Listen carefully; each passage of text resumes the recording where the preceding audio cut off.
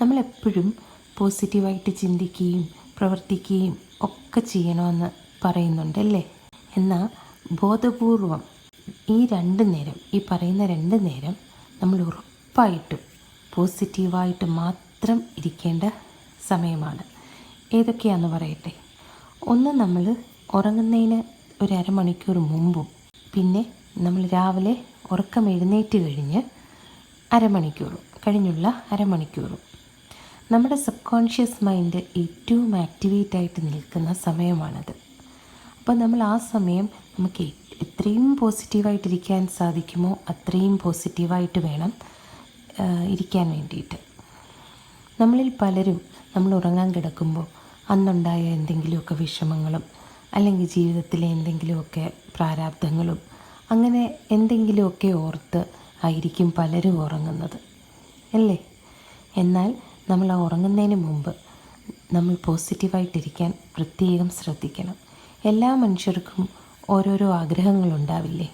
ആരോഗ്യപരമായിട്ട് കുറച്ചും കൂടെ നല്ലതാവണമെന്നും, അല്ലെങ്കിൽ കുറച്ചും കൂടെ രൂപ സമ്പാദിക്കണമെന്നും, അല്ലെങ്കിൽ ഏതെങ്കിലും ഒരു എക്സാം പാസ്സാവണമെന്നും ഒക്കെ ഓരോ മനുഷ്യർക്കും ഓരോ വ്യത്യസ്തമായ ഓരോ ആഗ്രഹങ്ങളുണ്ടാവും, സ്വപ്നങ്ങളും ഉണ്ടാവും അല്ലേ. അപ്പോൾ ഈ ഉറങ്ങാൻ പോകുന്നതിന് തൊട്ട് മുമ്പ് ആ ഒരു സ്വപ്നം നടന്നതായിട്ട് ഒന്ന് വിഷ്വലൈസ് ചെയ്യരുതോ. അപ്പോൾ അതൊരു സന്തോഷമല്ലേ. അല്ലെങ്കിൽ തന്നെ ആ ഉറങ്ങാൻ പോകുന്നതിന് മുമ്പ് മുതിർന്നവരെന്താ പറഞ്ഞിരിക്കുന്നത്, പ്രാർത്ഥിച്ചിട്ട് കിടന്നുറങ്ങുക എന്നല്ലേ പറഞ്ഞിരിക്കുന്നത്. അപ്പോൾ ആ പ്രാർത്ഥനയെന്ന് പറയുന്നത് വളരെ പോസിറ്റീവായിട്ടുള്ള ഒരു കാര്യമല്ലേ. അപ്പോൾ നമ്മളിപ്പോൾ നമ്മുടെ ആ ആഗ്രഹം ഒന്ന് വിഷ്വലൈസ് ചെയ്ത് മൈൻഡിലെ ആഗ്രഹം നടന്നതായിട്ട് ഒന്ന് സ്വപ്നം കണ്ട് നമ്മളൊന്ന് പ്രാർത്ഥിച്ചിട്ട് പോസിറ്റീവായിട്ടൊന്ന് ഉറങ്ങി നോക്കിക്കേ. അതുപോലെ തന്നെ നമ്മൾ രാവിലെ ഉറക്കം എഴുന്നേൽക്കുമ്പോഴും ഒരു പുതിയ പ്രഭാതം തന്നതിന് ദൈവത്തിന് നന്ദി പറയുക. കാരണം എത്രയോ ആൾക്കാർക്ക് കിട്ടാത്ത ഒരു ഭാഗ്യമായിരിക്കും അത് അല്ലേ.